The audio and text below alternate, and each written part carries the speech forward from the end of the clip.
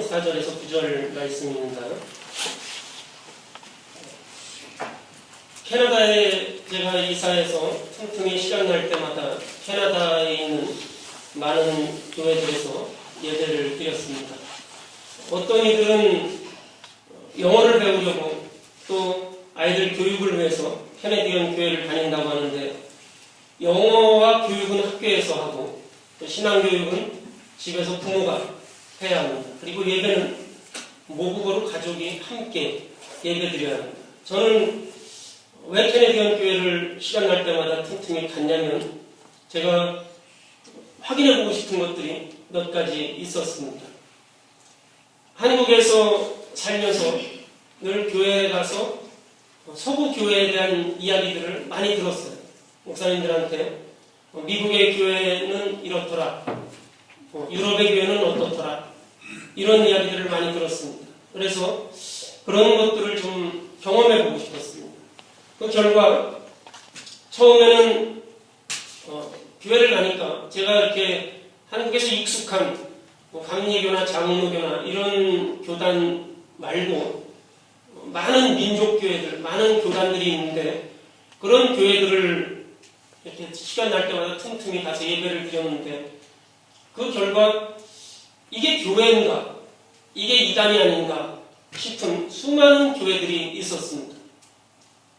굉장히 그 이질적이고 그동안 내가 몇십 년 동안 예배드렸던 교회와는 전혀 다른 그러한 교회들이 내 주변에 너무 많이 있었습니다. 몇 년 동안 경험을 본 결과 제가 느낀 것은, 내가 다니던 교회는, 내가 그동안 한국에서 다녔던 교회, 지금 내가 몸담고 있는 이 교단은 아주 작은 교회의 한 부분이라는 것을 비로소 그때 깨달을 수 있었습니다. 그 전까지만 해도 내가 다니는 교회는 기독교의 최소한 40%, 최소한 30% 이런 그 주류를 걷고 있다고 생각을 했는데, 많은 교회들을 경험해 보니까 수많은 것 중에 하나라는 것을 실감할 수 있었습니다. 오늘 말씀 신명기 6장에 보면 유일신 사상을 증언해주고 있습니다. 오직 한 분이신 하나님, 오직 하나이신 하나님을 믿는 이 유일신 신앙은 오늘날 전 인류의 절반 이상의 신앙이고, 그들의 신관이고, 그들의 세계관이고, 그들의 인생관입니다. 유일신 사상은 인류의 절반을 지배하는 위대한 신앙이고 사상이고 역사입니다. 인류 역사를 통해서 이 유일신 사상만큼 더 영향을 끼친 신앙이나 관념은 아마 없을 겁니다. 이 유일신 신앙이 가지는 의의를 몇 가지 되새겨볼 필요가 있는데, 창세기에 보면 가인의 이야기가 나옵니다. 하나님이 가인의 동생을 찾을 때 가인은 나와 무슨 상관이 있느냐? 내가 그를 지키는 자입니까? 이렇게 묻습니다. 내 동생이 어디 있느냐? 이 하나님의 물음에 내가 무슨 상관이 있습니까? 내가 그를 지키는 자입니까?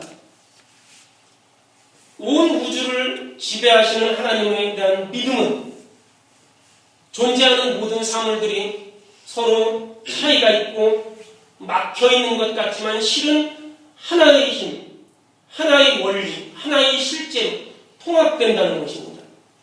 특히 우리 인류가 하나님 한 분이신 이 하나님을 존재의 뿌리로 가지고 있기에, 인간은 가족이나 부족이나 민족, 어떤 종교, 국가 이런 차이와 대립을 넘어서서 모두가 한 인류이고 한 형제라는 것이 바로 이 유일신 사상입니다. 이러한 관념에서 내가 속한 집단을 넘어서서 모든 인간이 함께 희노애락을 나누고 관심을 가지고 함께 살아가는 것, 하나님께서 만물을 품으시고 만인을 사랑하시듯이 유일신이신 하나님을 믿는 우리의 믿음도 그런 보편적인 관심과 광대한 사랑을 펼쳐야 한다는 것입니다. 그러기에 우리는 내 동생을 지키는 자이지, 내가 그와 무슨 상관이 있느냐, 내가 그를 지키는 자가 아니다, 라고 말할 수 없는 것입니다. 유일신사상이라는 것은 또 모든 존재는 하나님과 같은 하나님께로부터 난 피조물이기 때문에 각기 존재할 이유와 가치가 있는 귀한 존재라는 것을 믿는 믿음이 유일신사상입니다. 들에 핀 백합화가 공중에 나는 새가 그 어떤 것도 하나님의 허락이 없이는 떨어지지 않고 지지 않습니다. 하나님께서 돌보시는 귀한 존재라는 것이죠. 아무리 하찮은 들풀조차도 하나님께서 돌보시는 것이고 하나님께서 창조하신 것입니다. 하물며 인간은 말할 필요가 없습니다. 여기 있는 우리 모두는 하나님께서 하나님의 형상대로 지음받은 고귀한 존재라는 것입니다. 그가 피부색이 검든지 그가 피부색이 하얗든지 그가 하루에 한 끼를 먹지 못하고 신발을 신지 못하고 맨발로 흙길을 걸어다니든지 고급 자가용을 타고 높은 빌딩에서 살든지 인간은 하나님의 형상을 그대로 본받은 존귀한 존재라는 것입니다. 어떤 연약한 사람도 어떤 병든 사람도 어떤 죄인도 하나님의 형상으로 지음받은 나와 같은 그러한 사람이라는 것이죠. 또 유일신 신앙은 동시에 어떤 피조물도 어떤 인간도 하나님의 자리를 차지할 수 없다는 엄숙한 그러한 진리를 말해주고 있습니다. 그 누구도 하나님의 자리를 차지할 수 없습니다. 어떤 사람이 자기의 물질로 자기의 권력으로 사람을 억압할 수 없습니다. 그래서 예언자적인 비판신앙은 유일신 신앙이 가져다준 인류 최대의 선물입니다. 어떤 사람도 나의 이익을 위해서 내 풍욕을 위해서 하나님의 피조세계를 망가뜨릴 수 없습니다. 이것이 예언자적인 비판사상입니다. 또 유일신 신앙은 창조주 하나님에 대한 신앙, 인간으로 하여금 모든 유한한 상대적인 피조물에 대해서 집착과 두려움을 벗어나게 합니다. 세상에 대한 속박을 벗어나는 초월적인 시각, 자유, 이것을 제공해 주었습니다. 벌레처럼 땅에 코를 박고 얼굴을 땅에 묻고 살아가는 존재가 아니라 하늘을 향해서 날아야 하는 존재라는 것을 우리에게 가르쳐 줍니다. 이런 그 유일신 신앙이 오늘날 현대사회에서 골칫거리가 되고 있고 지성인들로부터 의혹과 불신의 눈초리를 받고 비판의 대상이 되고 있습니다. 그 유일신 신앙의 문제점들이 몇 가지가 있는데 먼저는 창조주와 피조물을 매우 엄격하게 구분한다는 것이죠. 그래서 창조 세계로부터 하나님을 멀리 떨어뜨려 놓는다는 겁니다. 그래서 자연계의 신성성을 박탈해서 오늘날 사람들이 자연에 대한 그러한 신성성, 경건성 이것을 망각하고 자연을 마음대로 부리고 착취하도록 해서 오늘날 환경위기를 초래한 사상적인 배경이 되었다는 비판입니다. 우리가 나무 하나조차도 함부로 할 수 없었습니다. 지나가는 짐승조차도 벌레조차도 잡을 수 없었습니다. 나무 하나도 소중히 여겼습니다. 그런데 창조세계와 피조세계를 엄격하게 구분해버리는 바람에 하나님의 신성성을 이 피조세계에서 멀리 내팽개쳤습니다. 또 비판은 가부장적인 권위주의를 낳았다는 것입니다. 창조주와 피조물을 엄격히 구분하다 보니까 유일신 신앙은 만물을 낳고 만물을 품어주고 만물을 보듬어주고 만물을 길러주는 어머니 하나님보다는 만물 위에 군림하고 명령하는 가부장적인 아버지의 모습, 군주와 같은 왕과 같은 그러한 존재로 하나님을 생각하게 만들었습니다. 그래서 오늘날 교회에서는 하나님을 만군의 주, 만왕의 왕, 아버지 이렇게 부르지 않습니다. 이러한 신앙을 가진 이러한 사람들이 결국 하나님을 닮아가게 되어서 그들이 만물을 낳고 품어주고 보듬어주고 길러주신 하나님과 같은 것이 아니라 명령하고 군주와 같이, 아버지와 같이 가부장적인, 군림한, 권위적인 그러한 모습으로 하나님을 탈바꿈 시켰다는 것이죠. 가장 심각한 비판은 누구도 부정할 수 없는 비판인데, 모든 인류의 창조주 되시는 한 분 하나님이 그 하나님에 대한 유일신앙이 역설적이게도 인간의 분열과 갈등을 초래하고 있다는 것이죠. 기독교 근본주의 신앙과 이슬람과의 종교 갈등이 전쟁으로 번지고, 또 이스라엘과 팔레스틴의 그칠 줄 모르는 유혈 분쟁이 너무나 많은 비극들을 가져옵니다. 유일신 하나님의 이름으로 자행되고 있는 많은 이러한 것들을 보면서 많은 사람들이 하나님 신앙에 대해서 회의하게 됩니다. 사랑과 일치의 하나님이 증오와 분열의 대립의 하나님으로 작용하기 있기 때문에 유일신 신앙에 대한 회의를 이 사람들이 품게 됩니다. 멀리 갈 필요도 없이 우리 한국의 기독교인들이 가지고 있는 타종교에 대한 강한 배타성도 바로 이 유일신 신앙을 근거로 합니다. 다른 종교를 알지도 못하면서 툭하면 우상숭배다 혹은 범신론이다 이렇게 매도하고 배격합니다. 우리 민족이 전통적으로 하늘을 가지고 있는 하늘신앙을 이어받은 그 말이 하느님입니다. 하느님이라는 말 대신 굳이 하나에다가 님자를 붙여서 하나님이라는 말을 고집하는 그러한 개신교도 있습니다. 이 하나를 우리의 전통사상이나 타종교와의 차별성과 배타성을 강조하는 논리로 사용하고 있는 것이죠. 이러한 배타성이 우리 기독교인들의 머릿속에 아주 깊숙하게 각인이 되어서 이것이 씻겨지지가 않습니다. 우리 신앙은 이렇게 분열과 배타의 논리를 가리키는 것입니다. 나와 다르다면 배타하고 나와 다르다면 분열하는 것. 정말로 그렇다면 우리는 유일신 신앙을 깨끗이 포기하는 것이 더 나을 것입니다. 차라리 우리가 유일신앙자가 아니라 휴머니스트나 무신론자가 되어서 종교적인 광신, 독선을 떠나서 모든 인간을 품을 수 있는 인도주의적인 사랑을 실천하는 편이 훨씬 나을 것입니다. 아니면 아예 대놓고 나는 다신론자다 라고 이야기하면서 너의 하나님과 나의 하나님은 다르다고 이야기하는 것, 너의 하나님과 나의 하나님은 다르기 때문에 우리가 서로 한번 힘겨루기를 해보자 이렇게 말하는 것이 오히려 솔직할지도 모릅니다. 우리 이민사회에도 토론토에 가도 밴쿠버에 가도 또 이 윈저에도 한인교회들이 많이 있습니다. 예배당에 사람들이 너무 많아서 다른 예배 처소를 구해 분리한 교회도 있지만 대부분의 교회들은 다신론의 모습을 가졌다고 해도 과언이 아닙니다. 너희 하나님과 나의 하나님이 다르다는 것이죠. 너희 하나님과 나의 하나님이 다르기 때문에 내가 교회를 세운다는 것이니 이것이 어찌 다신론이 아니겠습니까? 한 분 하나님을 믿는다는 유일신 신앙은 자칫하면 우리 모든 인간이 똑같은 하나님을 믿어야 한다는 신앙과 사상의 획일적인 그러한 강요를 우리에게 주기 쉽습니다. 말하자면 그 안에 폭력성을 내장하고 있다는 것이죠.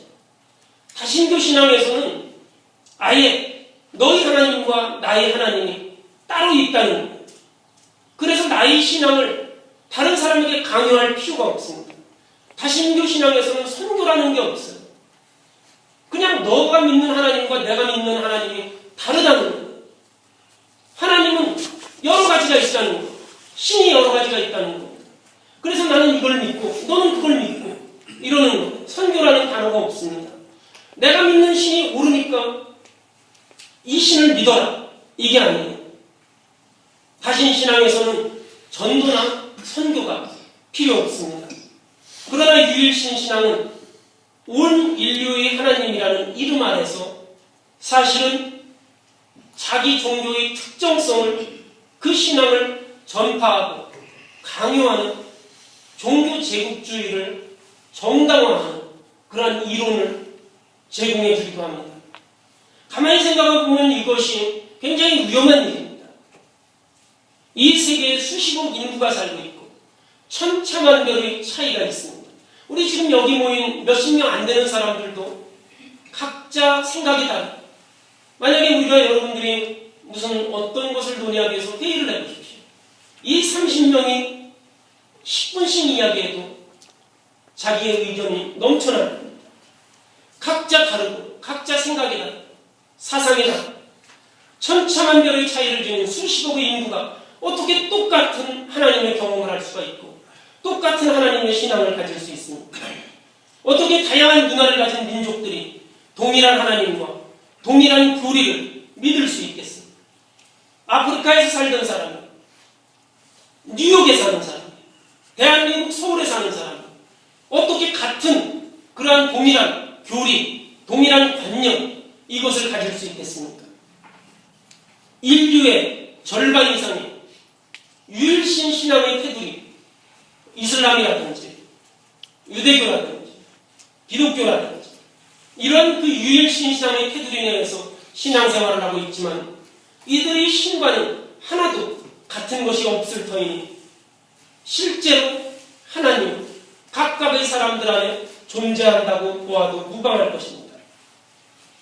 그런데도 우리는 무한한 하나님, 우리의 인식을 초월하는 이 하나님에 대해서 나만이 옳은 생각을 가졌다고 고집하고 나아가서 세상 만물을 내시고 세상 만물을 보듬고 세상 만물을 이끌어 가시는 이 하나님의 사랑이 오직 내 편에만 존재한다고 생각하는 그러한 우를 범하고 있습니다. 만물 세상의 모든 것을 다 이끌어 가시고 돌봐주시는 하나님, 오직 나의 하나님.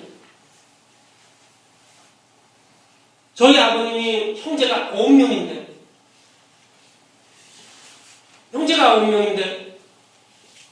그 9형제가 할머니에게 할머니는 오직 나만을 사랑해. 엄마는 나만을 사랑해.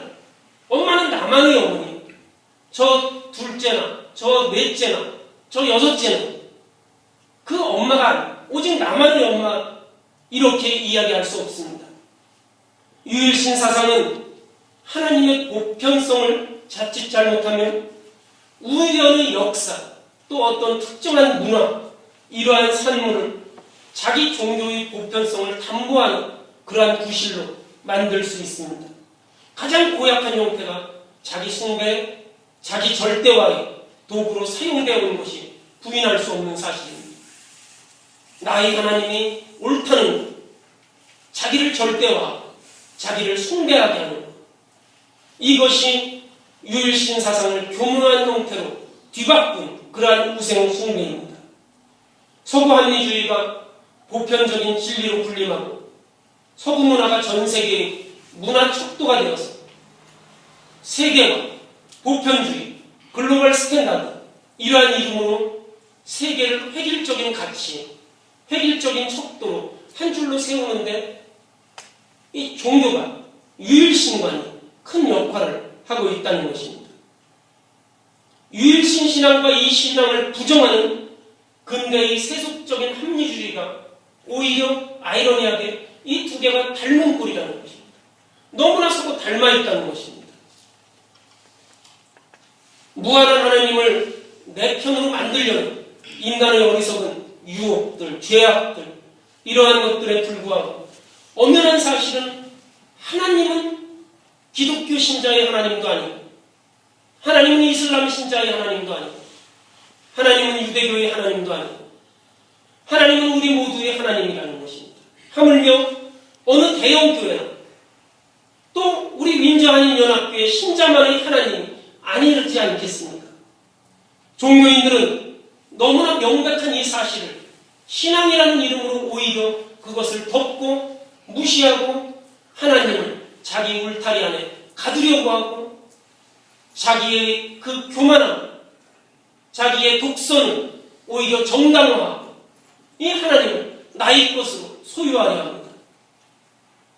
기독교가 선교에 성공을 해서 힘있는 로마의 종교가 된 후로는 다른 민족과 종교를 억압하는 횡포를 일삼아 온 것이 사실입니다.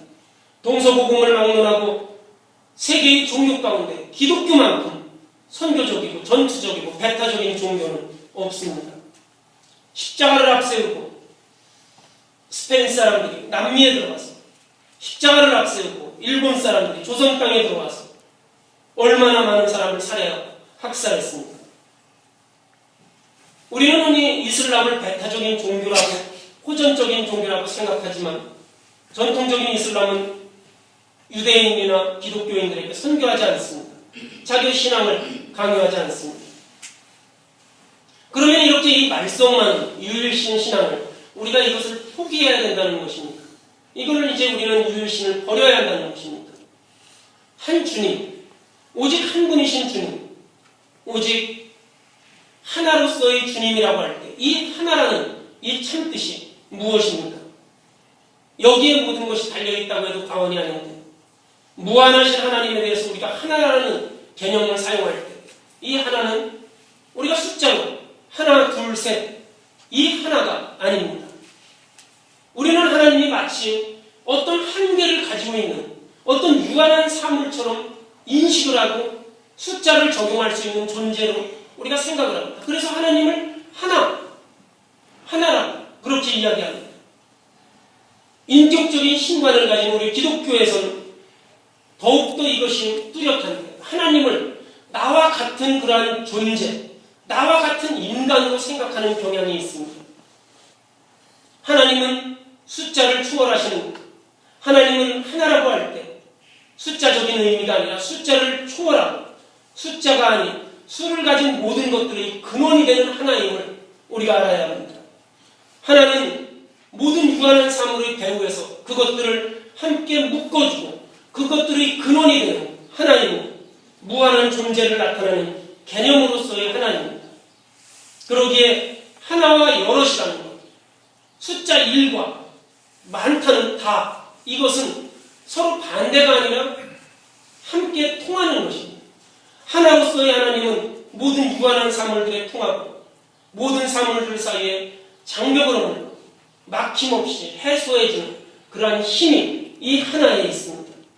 이를 두고 우리는 하나님을 표현할 때 무소부지하시다 이렇게 우리가 말합니다. 하나님은 어떤 장소, 어떤 공간, 어떤 거리, 물리적인 것 이러한 제약을 초월하는 분입니다. 하나님은 무한하시고 완전하시고 무차별하시고 아무도 독점하거나 아무도 소유하지 못하는 하나님의 초월성을 뜻하는 것입니다. 내가 하나님 안에 속할 수는 있지만 하나님을 내가 소유할 수는 없는 것이죠. 우상이라는 것은 우리가 내 마음대로 할 수 있는 신입니다. 우리의 소유물이 될 수 있는 신입니다. 내가 그것을 내 소유로 하는 것입니다. 이것이 우상입니다. 하나님은 결단코 우상이 될 수 없는 것입니다. 그것이 유일신 사상입니다. 그런데 우리는 이 하나님을 우상으로 만드는 것이죠. 다신교와 같은 것이죠. 우리의 이 말씀들, 오늘 보는 말씀은 이러한 무한한 하나로서의 하나님을 우리가 마음을 다하고 뜻을 다하고 힘을 다해서 사랑해라 이렇게 말씀해주고 있습니다. 하나이신 하나님을 사랑하는 것, 모든 것의 근원이 되시고 만물의 근원이 되고 주관자가 되고 근본이 되는 그것을 사랑하라는 것, 이 말씀을 우리가 깊게 음미할 필요성이 있습니다. 하나님 사랑과 또 이 피조물의 사랑, 이것을 우리가 신앙생활에서 잘 정립해야 합니다. 피조물은 결코 우리가 마음을 다하고 뜻을 다하고 힘을 다할 그러한 존재가 아닙니다. 오직 우리의 근원이 되시는 오직 한 분이신 오직 하나이신 하나님만이 마음을 다하고 뜻을 다하고 힘을 다해서 사랑해야 될 존재라는 것입니다.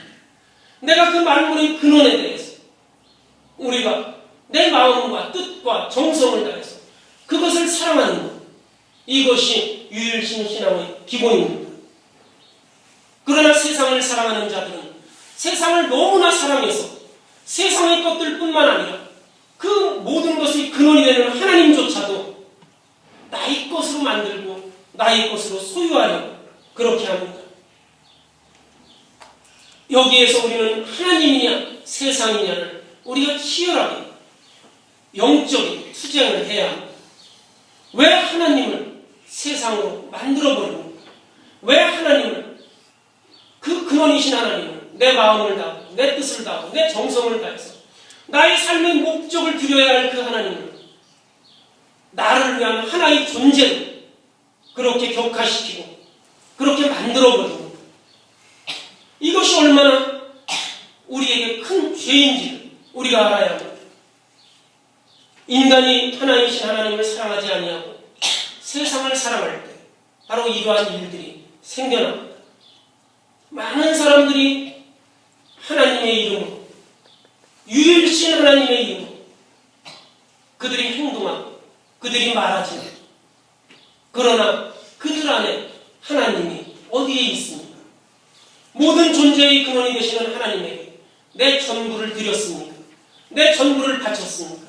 내 마음을 다하고 내 뜻을 다하고 힘을 다해서 그 하나님을 우리가 사랑하고 있습니까? 피조물은 우리와 하나님의 관계 속에서 베일과도 같은 그러한 존재가 됩니다. 피조물은 우리가 숨기는 것이 아닙니다. 피조물은 우리에게 하나님을 가리는 베일과 같습니다. 그러나 동시에 그 베일을 살짝 걷어 올리면, 그 커튼을 살짝 들으면 하나님을 발견하고 하나님께 나아갈 수 있는 통로가 됩니다. 우리 사람들을 통해서, 우리 자연을 통해서, 우주 만물을 통해서 그 커튼을 들어 올리면 하나님을 발견할 수 있고 하나님을 나아갈 수 있게 됩니다. 신앙인의 신비라는 것, 이 베일 속에서 어렴풋이 하나님을 발견하는 것입니다. 오늘 현대인들은 하나님께로 나아가는 다양한 그러한 길들이 차단된 세속사회에서 살고 있습니다. 현대인들은 물질적으로는 풍요로울지 모르지만 영적으로는 고대나 중세의 사람들보다도 매우 가난한 세계 속에서 살고 있습니다. 우리는 신화가 사라져버렸고 성화와 성상들이 자취를 감추고 풍부한 상징들과 종교적인 상상력이 고갈되어 버려서 삭막한 세계에 살고 있습니다. 이른바 사실과 실증만이 진리로 통하는 1차적인 그러한 세계에서 현대를 살아가고 있습니다. 기독교 역사적으로 바로 이런 세상을 만드는 데 크게 기여했다는 것. 우상타파라는 이름 아래 고대와 중세시대의 풍부한 종교적인 상징을 일거에 쓸어버리고 사람들로 하여금 종교적인 불모지에서 신앙생활을 하게 했습니다. 기독교의 영성은 인간이 하나님께로 나아가는 그 길을 다 차단해버리고 오직 편협한 그러한 영성이 되게 만들어버렸습니다. 개신교 풍토에서, 이런 기독교의 풍토에서 세속문화가 꽃피고 그것이 등장하는 것은 너무나 당연한 일이 되어버린 것이죠. 하나님을 내 뜻에 맞추어서 하나님을 많은 것들 중에 하나로 만들어버리고 하나님을 나를 위한 존재로 만들어버려서 이 너무나 크시고 근원이 되시는 하나님을 유한하게 만들어버리고 그리고 그 하나님을 세속문화가 꽃피는 그러한 장으로 만들어버린 것입니다. 하나님에게로 가는 그 많은 영성의 길들을 차단해버리고 오직 전투적이고 배타적이고 메마른 근본주의로 우리를 그렇게 이끌어버렸다는 것입니다. 극단적이고 단순하게 말하자면 메마른 영적 풍토, 이러한 것들을 사람들에게 강요하고 극단적인 양자택일을 강요하게 만들었습니다. 어떤 거룩함이나 어떤 초월적인 실제도 거부하는 세속적인 근본주의자가 되든지 편협한 광신도가 되든지 둘 중에 하나, 이것을 선택을 강요하고 있습니다. 의도하지 않았든 의도했든 굴절된 유일신 신앙은 역사적으로 달갑지 않은 선택을 우리에게 강요합니다. 우리는 우리의 이 유일신 신앙의 의미를 새롭게 우리가 정립하고 이해해야 합니다. 우리의 영성을 풍부하게 가꾸어 나가지 않으면 안 될 것입니다. 우리는 하나이신 하나님에 대한 이 사랑이 결코 획일성과 편협성, 나의 욕심, 이것을 담보하는 그러한 것이 아니라 다양성과 차이를 존중하고 또 다른 사람들에게 그 우주 만물에 세상의 피조물들에게 기뻐하는 마음, 개방하는 마음, 긍정하는 이 영성을 깨달아서 우리가 이 땅에 존재하는 모든 것을 품고 사랑하는 광대무변한 무소부재하신 하나님의 넓은 마음과 여유로움을 담는 그러한 영성이 우리에게 있어야 합니다. 그러기 위해서 우리는 만물 가운데 계시는 또 만물을 통해서 우리에게 말씀하시는 하나님의 음성을 들을 수 있는 영적인 귀가 우리에게 열려져 있어야 합니다. 우리의 마음이 열려져 있어야 합니다. 만물 속에서 하나님을 볼 수 있는 영적인 눈을 우리가 길러야 합니다. 우리가 이런 그 하나님을, 근본이 되시는 그 하나님을 우리가 보고 듣고 바라고 그 하나님을 따르지 못한다면 우리는 여전히 하나님을 내 안에 가두어둔 채 하나님의 자녀가 아니라 나의 하나님으로 만들어서 나의 욕심을 채우는 여전히 배타적인 또 여전히 핑계거리로만 하나님을 그렇게 전락시키는 아주 초라한 그러한 유한한 존재로 하나님을 만들어버리고 말 것입니다. 나만을 위한 하나님, 나를 위한 하나님이 아니라 결코 여럿을 배제하는 하나님이 아니라 이 세상의 모든 것을 품고 기르시는 하나님, 언제 어디서나 내 삶에 이 우주의 모든 것, 만물의 근간이 되시고 중심이 되시는 이 무소부재한 하나님을 믿는 그 신앙, 이것이야말로 참된 유일신 신앙입니다. 나만을 위한 그러한 하나님이 아니라 우리를 만드신 우주 만물의 근원이 되시는 모든 존재의 근원이 되시는 이 하나님을 고백하고 이 만물을 창조하시고 지금도 가꾸시고 지금도 일하시고 지금도 우리 사람을 사랑하시는 이 하나님의 그 마음을 우리가 본받고 그 마음을 따라가는 그리고 그 신앙을 고백할 수 있는 우리 성도 여러분이 되시기를 주님의 이름으로 축원합니다. 다 같이 기도하시겠습니다.